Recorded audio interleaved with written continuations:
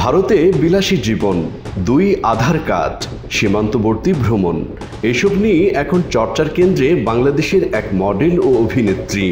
বরিশালের মেয়ে শান্তা, যিনি নিজেকে একজন সফল মডেল ও অভিনেত্রী হিসেবে পরিচয় দিয়েছেন, বর্তমানে ভারতীয় গোয়েন্দা পুলিশের জিজ্ঞাসাবাদের মুখোমুখি। শান্তার ঝুলিতে রয়েছে মিস এশিয়া গ্লোবাল বাংলাদেশের মতো খেতাব, জনপ্রিয় ব্র্যান্ডের অ্যাম্বাসেডর হওয়া এবং নাটকে অভিনয়ের অভিজ্ঞতা। টলিউডের এই তারকার সঙ্গে ছবির কথাবার্তাও চলছিল। এরই মধ্যে ভারতের পশ্চিমবঙ্গের বিক্রমগড়ে তার গ্রেফতারের খবরে চমকে উঠেছে অনেকে। ভারতীয় পুলিশ শান্তার কাছ থেকে 2টি আধার কার্ড উদ্ধারের পর থেকেই সন্দেহ যেন বাড়তে থাকে। একটি কার্ড বর্ধমানের, অন্যটি কলকাতার ঠিকানায় করা। প্রশ্ন উঠেছে, একজন বাংলাদেশি নাগরিক কিভাবে এসব ভারতীয় পরিচয়পত্র পেলেন?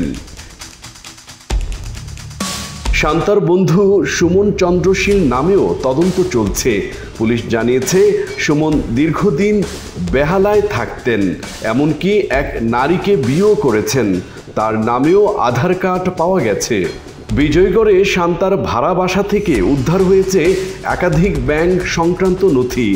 তিনি দাবি করেছেন, কলকাতায় একটি হোটেল খোলার পরিকল্পনায় ছিলেন এবং ব্যাংক ঋণের চিন্তাও করছিলেন।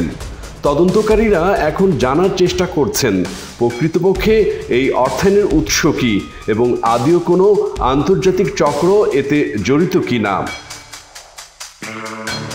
পুলিশের ভাষ্য অনুযায়ী শান্তাকে নাথুলা পাস, দীঘা ও গ্যাংটকে ঘুরতে দেখা গেছে। সীমান্তবর্তী এসব এলাকায় তার ভিডিও ধারণ নিয়ে সন্দেহের দানা বাঁধছে। এসব সফরের পেছনে অন্য কোনো উদ্দেশ্য ছিল কিনা তাও খতিয়ে দেখা হচ্ছে। একজন মডেলের জীবন যদি সিনেমার চেয়েও নাটকীয় হয়ে ওঠে, তাহলে প্রশ্ন তো উঠবেই, এটা শুধু ক্যারিয়ার বিল্ডিং নাকি পর্দার আড়ালে অন্য কোনো মিশন। ডুয়া news desk report.